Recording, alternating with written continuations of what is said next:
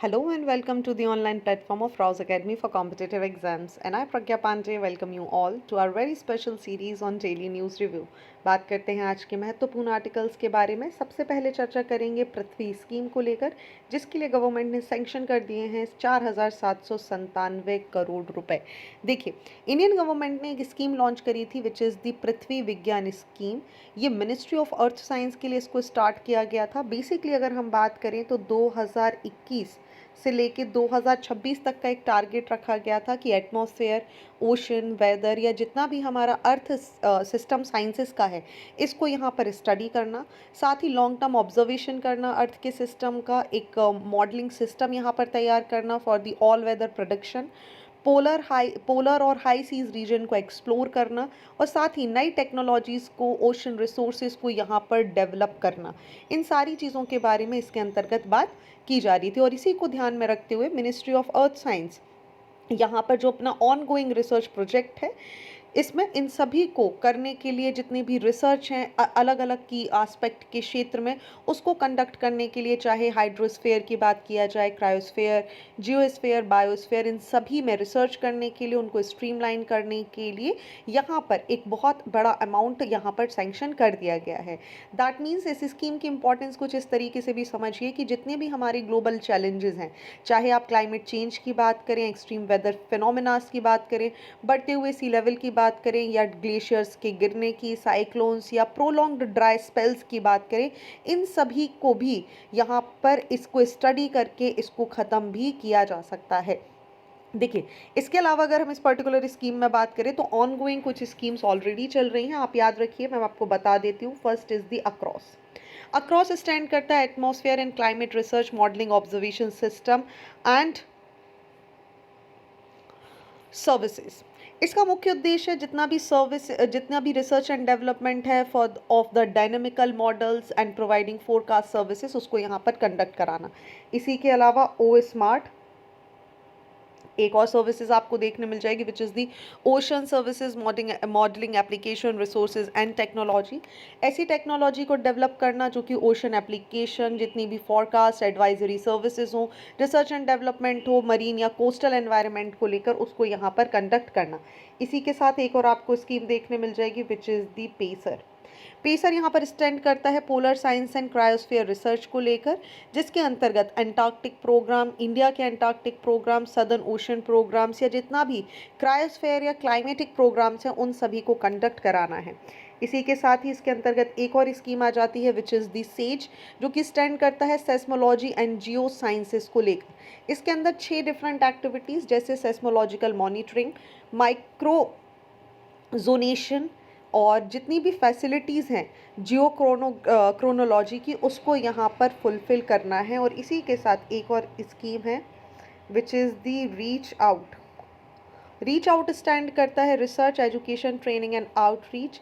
यहाँ पर research and development किया जा रहा है अर्थ सिस्टम साइंटिस्ट में, ताकि डेवलप किया जा सके एक skilled man power in earth systematic sciences etcetera. Okay, चलिए, आई होप यहाँ तक आपको सारी चीज़ें क्लियर हो चुकी हैं। बात करते हैं अगले आर्टिकल के बारे में विच इज़ क्वाइट इम्पॉर्टेंट। हम बात करने वाले हैं इलेक्शन कमीशन को लेकर। देखिए, पहली बार कुछ ऐसी घटना घटने वाली है जहां पर इलेक्शन कमिश्नर की जब हम बात कर रहे हैं, यहाँ पर एडवाइजरी फॉर्म में इनका सिलेक्शन होगा। चलिए समझ लेते हैं जो रिसेंट हमारे जो वर्तमान इलेक्शन कमिश्नर आपके सामने हैं, जिनका नाम है अनूप चंद्र पांडे। ये यहाँ पर 14 फरवरी को इनका रिटायरमेंट हमें देखने के लिए मिल रहा है और इनके जो सक्सेसर हैं, अब उसको एक कंसल्टेटिव प्रोसेस के थ्रू चुना जाएगा और ये होने वाला है पहली बार। अब अगर हम इसकी बात करें कि यहाँ पर इनको चुनने कौन वाला है, तो देखिए ये भी समझ लीजिए कि यहाँ पर एक कमेटी बनाई गई है जो कि सिलेक्शन प्रोसेसिंग का काम करेगी। हिस्टोरिकली आप अगर देखेंगे तो जो अपॉइंटमेंट है इलेक्शन कमीशन का, ये केवल और केवल एक डिस्क्रिशन था गवर्नमेंट का, जिसके अंतर्गत लैकिंग ऑफ ट्रांसपेरेंसी जैसे यहाँ पर बात की जा रही थी। करंट कमीशन की अगर हम बात करें तो इसके अंतर्गत chief election commission Rajiv Kumar and Arun Goyal आपको देखने के लिए मिल जाएंगे। अब घटना घटी क्या है, हुआ क्या है, सारी चीज़ें समझिए। देखिए, एक इम्पेटस यहाँ पर क्रिएट किया जा रहा था सुप्रीम कोर्ट में, जहाँ पर 4 पिटीशन लगाई गई थी 2015 से लेके 2022 में, जिसके अंतर्गत बात की जा रही थी कि फेयर और ट्रांसपेरेंट मैकेनिज्म यहाँ पर होना चाहिए जब बात होती है इलेक्शन कमिश्नर को अपॉइंट करने की। इन सभी को यहाँ पर सुना गया आर्टिकल 324 ऑफ द कॉन्स्टिट्यूशन के अंतर्गत, जिसके अंतर्गत डेलिनिएट किया गया इलेक्शन कमीशंस के रोल को। अब देखिए, यहाँ पर एक बहुत इंपॉर्टेंट चीज़ हम सभी को समझना ज़रूरी है कि आर्टिकल जो क्रक्स है, जो इशू है, ये रिवॉल्व कर रहा है अराउंड द आर्टिकल 342 क्लॉज 2, जो कि बात कर रहा है कि प्रेसिडेंट के पास रिस्पॉन्सिबिलिटी है कि वो अपॉइंट करेंगे इलेक्शन कमिश्नर को contingent upon any parliament legislation. But इस तरीके का कोई भी लॉ हमारे पास नहीं होने के कारण एक ओपेक अपॉइंटमेंट सिस्टम यहाँ पर नहीं हो जाता है, कास्टिंग डाउटफुल हो जाती है, और ऐसे में कहीं ना कहीं क्वेश्चंस हमें देखने के लिए मिलते हैं। बहुत सारी पिटीशंस यहाँ पर लगाई गई जिसमें आर्ग्यू किया जा रहा था कि एक शिफ्ट होना चाहिए कंसल्टेटिव प्रोसेस के थ्रू, और एडवोकेट किया जा रहा था कि एक कॉलेजियम जैसा सिमिलर एक बॉडी बनाया जाए जो कि इलेक्शन कमिश्नर को सिलेक्ट करने के लिए काम करे। नाउ द क्वेश्चंस कम कि आखिर इसके पहले जो अपॉइंटमेंट होते थे, चलिए ये तो हमने बोल दिया कि यहाँ पर एक तरीके से सिलेक्शन किया जाएगा जो कि कंसल्टेटिव होगा नेचर में, और इस कमेटी में कंप्राइज करेंगे prime minister of India, Lok Sabha leader of opposition जो कि आपके अधीर रंजन चौधरी हैं, और यूनियन मिनिस्टर। ठीक है, एक सिमिलर कमेटी कंप्राइज करेगी प्राइम मिनिस्टर, अगेन आपके Lok Sabha leader of opposition Adhir Ranjan Chaudhary, and home minister Amit Shah, जो कि यहाँ पर अपॉइंट करेंगे लोकपाल को और सेंट्रल विजिलेंस कमिश्नर को भी।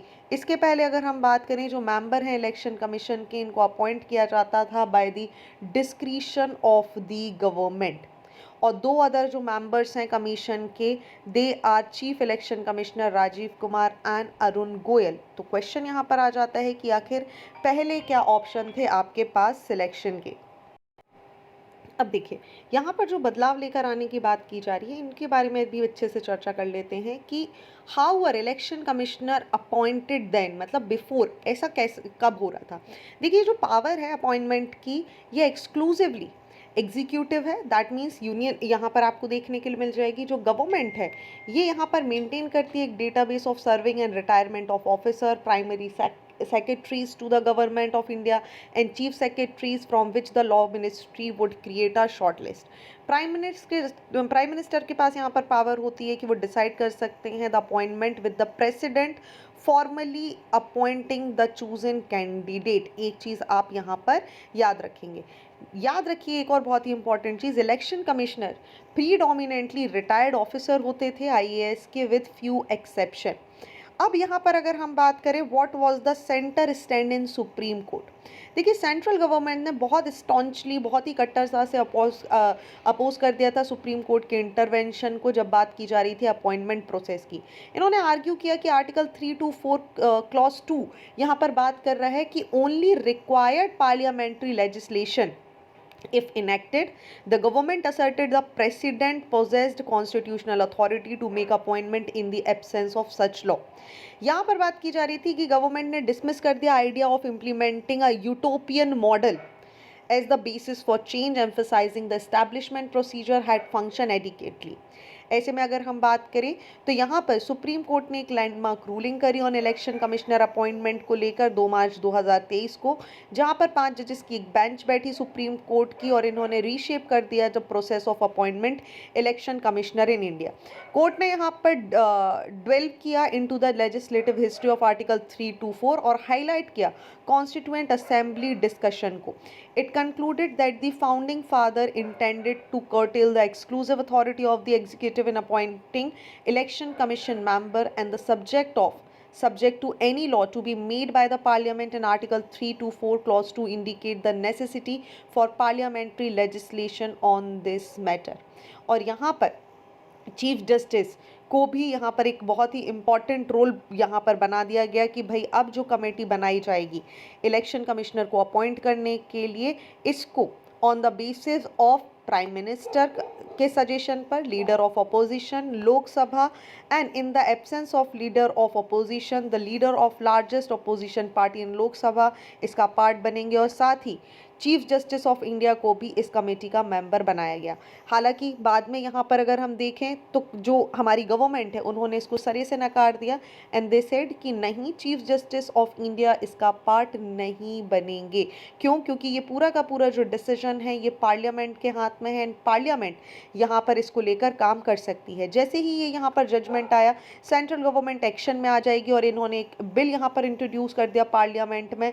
बिल का यहाँ पर मुख्य उद्देश्य था जो फॉर्मल प्रोसीजर है अपॉइंटमेंट ऑफ इलेक्शन कमिश्नर, यहाँ पर उसको डिलीनिएट किया जाए।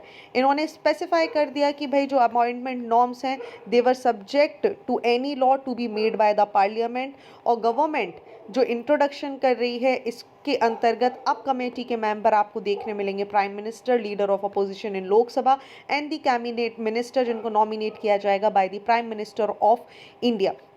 5 लोगों के नाम यहाँ पर शॉर्टलिस्ट किए जाएंगे स्क्रीनिंग पैनल के द्वारा, जिसको यहाँ पर शुरुआत में लॉ मिनिस्टर और 2 यूनियन सेक्रेटरीज यहाँ पर काम करेंगे और बाद में ये नाम अपॉइंटमेंट कमेटी के पास पहुँच जाएंगे, जिसमें से बेस्ट सूटेबल कैंडिडेट को यहाँ अपॉइंटमेंट किया जाएगा। हालांकि इसको देखते हुए लगातार क्रिटिसिज्म भी हमें देखने मिल रहे हैं, बट वी हैव टू सी कि क्या चेंजेस यहाँ पर आते हैं। चलिए बात करते हैं अगले आर्टिकल के बारे में। Let's see what is in this article.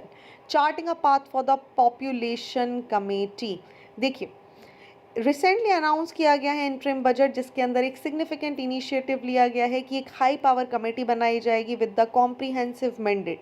इस कमेटी का यहाँ पर काम होगा विकसित भारत की परिकल्पना को लेकर जितनी भी चैलेंजेस हैं, जितनी भी प्रॉब्लम्स हैं, जितने भी डेमोग्राफिक सिचुएशंस हैं, उन सभी के बारे में यहाँ पर निर्णय लेना और उससे ओवरकम करने के लिए महत्वपूर्ण डिसीजन लेना। बात करें इस कमेटी के मैंडेट को लेकर तो इसको एक इंटरडिसिप्लिनरी अप्रोच की तहत अपना अपॉइंट किया जा रहा है, जिसके अंदर अलग अलग क्षेत्र के एक्सपर्ट्स जैसे demography, public health, economics, sociology और गवर्नेंस के जो महारथी हैं वो इसके अंदर शामिल किए जाएंगे।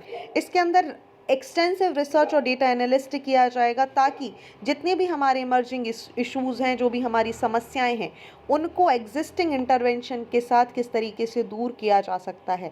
साथ ही जितने भी डेमोग्राफिक ट्रेंड हैं जो कि क्रूशियल हैं डिसीजन मेकिंग को लेकर, उनके बारे में भी यहाँ पर काम किया जाएगा। एक कोलैबोरेशन किया जाएगा with the diverse stakeholder, जिसके अंदर government agencies, non governmental organisation, civil society groups, academia और प्राइवेट सेक्टर्स को भी शामिल किया जाएगा।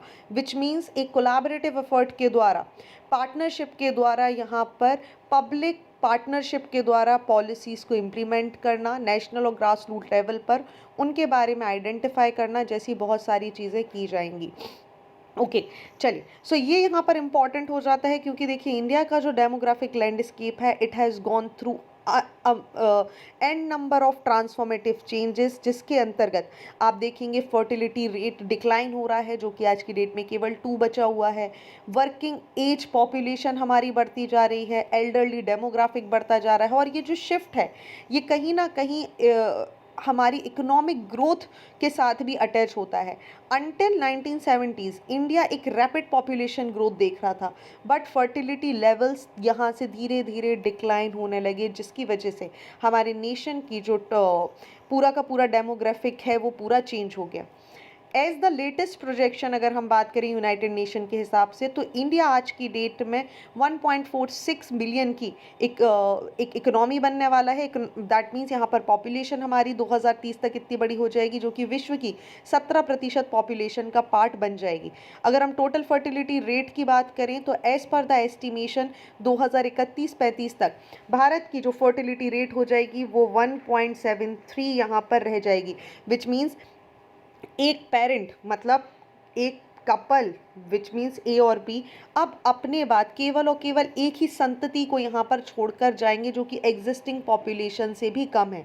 जबकि हम 2009 और 11 की बात करें तो फर्टिलिटी रेट रेशो 2.5 था, विच मीन्स अगर एक कपल ए और बी है तो इनके बाद ये अपने बाद कम से कम एक एक लोगों को यहाँ पर रिप्लेस कर देंगे by giving birth to a children. ऐसे में एक चीज़ समझ में आएगी कि चाइल्ड पॉपुलेशन यहाँ पर कम होता जा रहा है और वर्किंग एज ग्रुप लगातार बढ़ती जा रही है।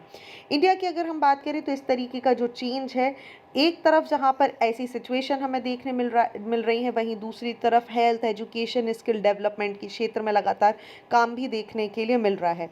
लाइफ एक्सपेक्टेंसी बढ़ रही है, specially for the females and males. यहाँ पर बहुत सारी अपॉर्चुनिटीज़ आपको देखने मिल रही हैं। जैसे जैसे एक वर्किंग एज पॉपुलेशन आ रही है, लोगों के पास काम है, जेंडर डिस्पैरिटी यहाँ पर कम हमें देखने के लिए मिल रही है। ऐसे में बहुत इंपॉर्टेंट हो जाता है कि नई जॉब्स को क्रिएट करना, इनफॉर्मल सेक्टर्स की तरफ ध्यान देना, जेंडर डिस्पैरिटी को दूर करना also plays very important role. India के फ्यूचर की अगर हम बात करें तो कुछ की एलिमेंट्स बहुत इंपॉर्टेंट हैं। पहला तो ह्यूमन कैपिटल डेवलपमेंट। इंडिया को बहुत सारी चीज़ों में इन्वेस्ट करना होगा, जैसे education, health and skill development programme. Job creation करनी होंगी, सेक्टोरल इंटीग्रेशन यहाँ पर करना होगा, फॉर्मल्स के साथ इनफॉर्मल इकोनॉमी को भी यहाँ पर बढ़ाना होगा, विमेंस को यहाँ पर लेबर फोर्स पार्टिसिपेशन करना होगा, इंक्लूसिवली उनको यहाँ पर लाना होगा। साथ ही सारा का सारा डेवलपमेंट जिस भी तरीके का हो, इसको सस्टेनेबल डेवलपमेंट के थ्रू लाना है। कैसे लाएंगे? आप एजुकेट करिए, आप हेल्थ केयर फैसिलिटीज़ को बढ़ाइए, आप फैमिली प्लानिंग प्रैक्टिसेस को बढ़ाइए, which plays very important role. वहीं अगर हम बात करें हेल्थ चैलेंजेस की, तो आज की डेट में देखिए, भारत डाइवर्स पॉपुलेशन होने के साथ साथ लगभग अपनी जीडीपी का 1% से भी ज़्यादा केवल और केवल public spending which is the health sector में खर्च करता है।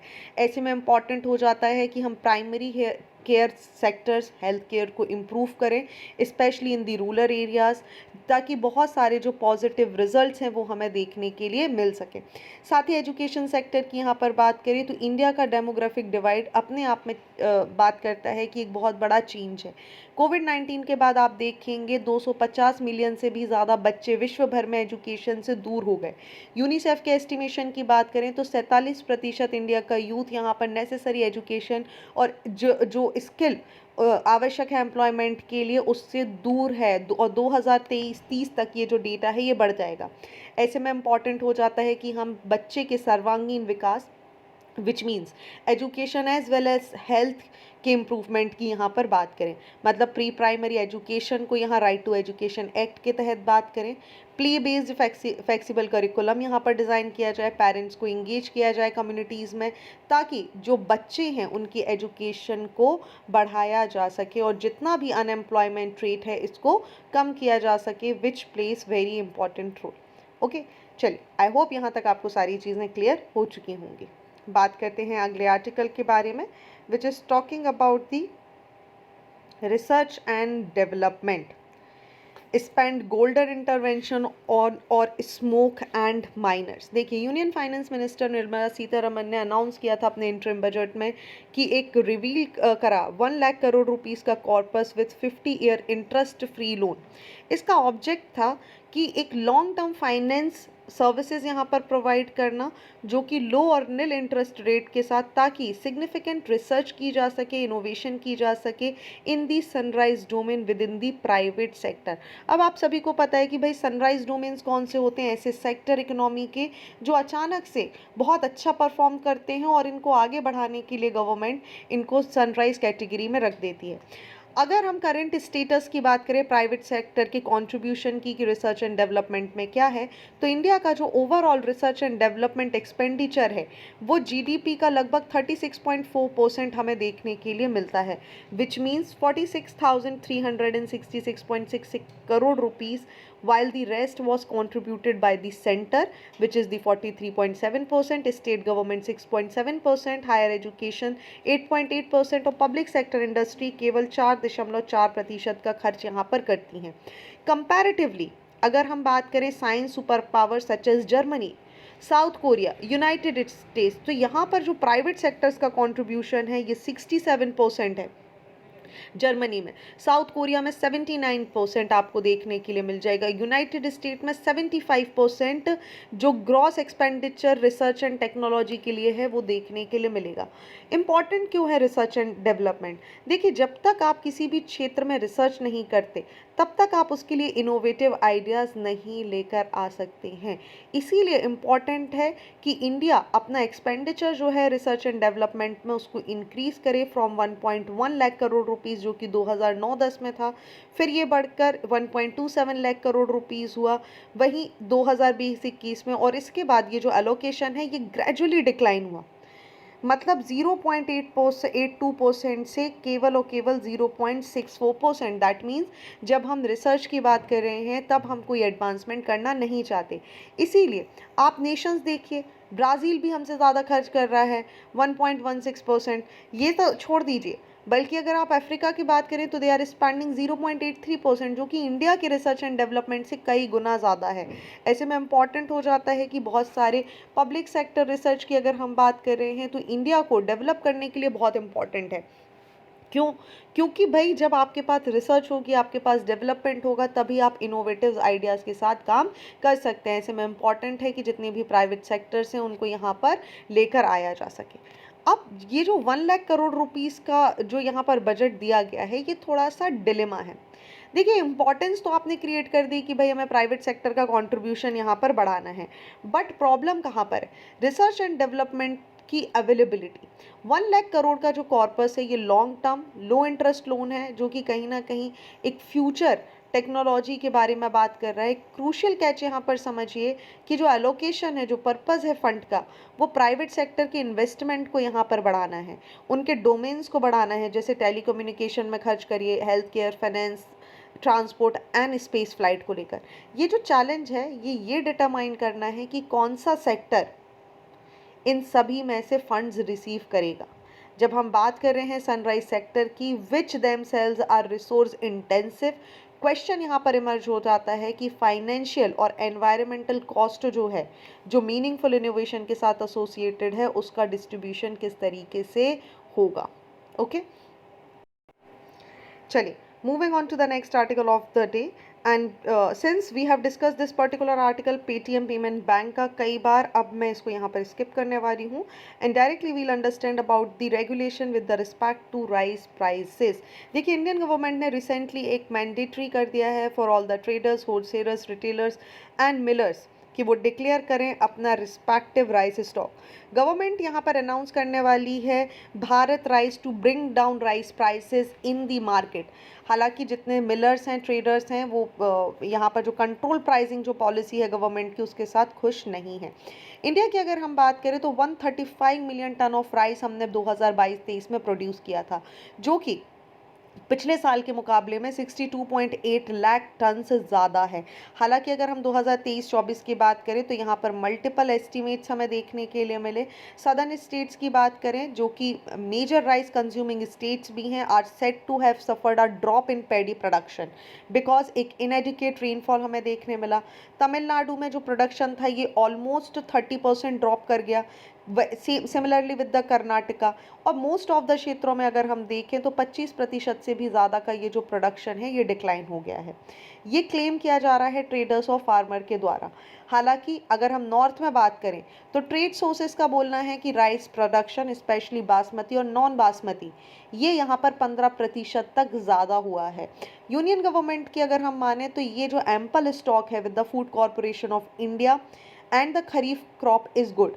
For the Rabi crop, area under paddy as February 2 is 39.29 lakh hectare only compared to the 40.37 lakh hectare last year. So now the questions come कि price का क्या। देखिए, rice का जो रिटेल प्राइस है ये यहाँ पर इंक्रीज हो गया है by 14.51% in the last 1 year. वहीं बासमती राइस की अगर हम बात करें तो इसका प्राइस 15% तक ड्रॉप हो गया है पिछले महीने। पैडी राइसेस की बात करें तो यहाँ पर सदर्न स्टेट्स में इनके प्राइस बढ़ेंगे और जो प्राइस है वेराइटीज़ के साथ साथ आपको देखने के लिए मिल जाएगी। फॉर एग्जाम्पल कुछ वेराइटीज़ की अगर हम बात करें तो they are more than 10 rupees a kg between November 22 and November 23। लगभग 430 वैरायटीज़ राइस की यहाँ पर प्रोड्यूस होती हैं हमारी कंट्री में। ऐसे में राइस इन्फ्लेशन की कंडीशन हो जाएगी। प्रेफरली जो ऐसे स्टेट्स हैं जो बहुत ज़्यादा राइस पर डिपेंडेंट हैं, जैसे तमिलनाडु या सदर्न स्टेट्स, यहाँ पर राइस का जो प्राइस है वो बहुत ज़्यादा बढ़ गया है।